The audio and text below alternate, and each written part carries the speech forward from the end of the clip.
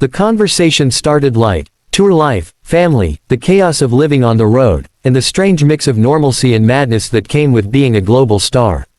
Jason spoke easily, his voice calm and steady, his smile natural. The audience laughed when he joked about forgetting what day it was while on tour, and Kelly leaned forward in her chair, clearly enjoying the rhythm of the exchange. For the first few minutes, everything felt smooth, comfortable, safe. But there was a subtle shift in the air when Kelly casually steered the conversation toward a recent controversy surrounding one of Jason's songs and the reactions it had sparked online. Her tone was still friendly, still soft, but the energy changed, like a gentle breeze turning into something sharper. "So," Kelly said, tilting her head slightly, her voice careful but curious, "there's been a lot of talk about the message people think your music is sending lately. Some fans love it, others feel it's dividing people. How do you feel about that?" The audience quieted almost instantly. The laughter faded into a hush. Jason's smile tightened, not disappearing, but changing. His posture shifted slightly, shoulders squaring, hands clasping together loosely in his lap. For a moment, he didn't speak. He just looked at Kelly, measuring the question. "I make music about my life," he said finally, voice calm but firmer. "About where I'm from, what I believe, and the people I know. I don't sit down and think about politics or internet opinions. I think too many people try to read meanings that aren't there." Kelly nodded slowly. "I get that," she said.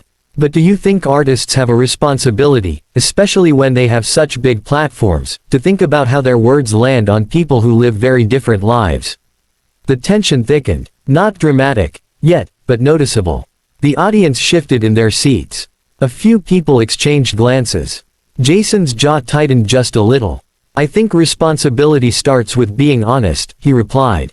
"If I start shaping my music around what won't offend someone, then it's not my music anymore. It's just noise." Kelly smiled politely, but her eyes stayed serious. "But honesty doesn't cancel impact," she said gently.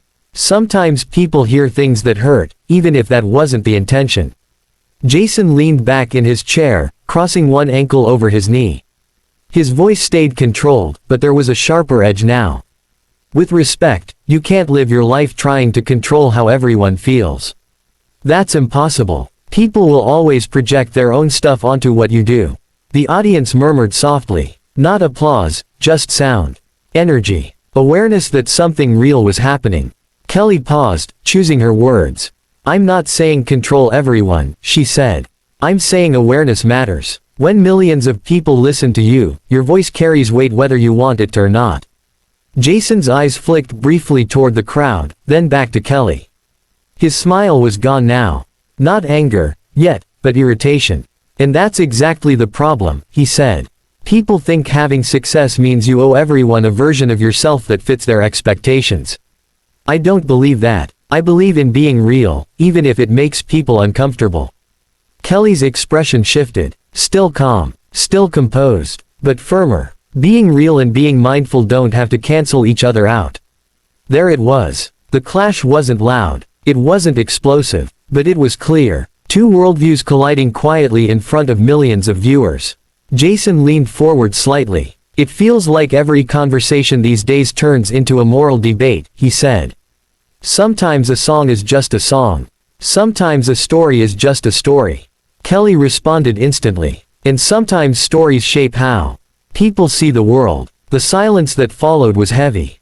The kind that feels louder than noise. For a second, Jason didn't speak. His eyes dropped to his hands. He took a slow breath. When he looked up again, something had shifted, less patience, more resolve. "I came here to talk about music," he said, voice still controlled but colder. "Not to be analyzed like a headline."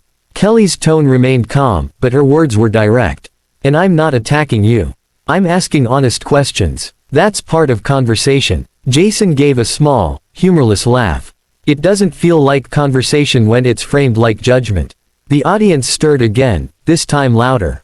Some people clapped softly, others stayed silent. The studio felt divided in energy, even if no one said a word. Kelly straightened in her chair.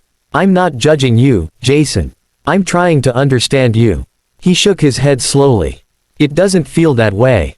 There was a pause. A long one. The kind producers hate. The kind cameras love. Kelly opened her mouth to speak again, but Jason lifted a hand gently, signaling her to wait. He stood up. The audience gasped softly, unsure if this was a joke, a dramatic moment, or something serious. I respect you, he said quietly.